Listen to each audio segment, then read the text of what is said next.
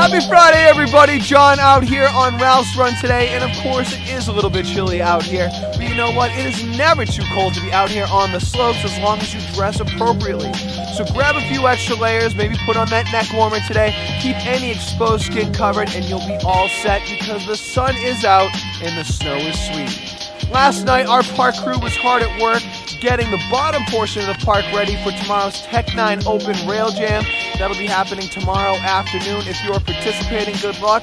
If not, cheer on all our local participants. It's going to be a great time. As for today, though, we have 25 trails open, 7 lifts running. Base depths are 50 to 72 inches, and the primary trail conditions are machine groom, packed powder, snow.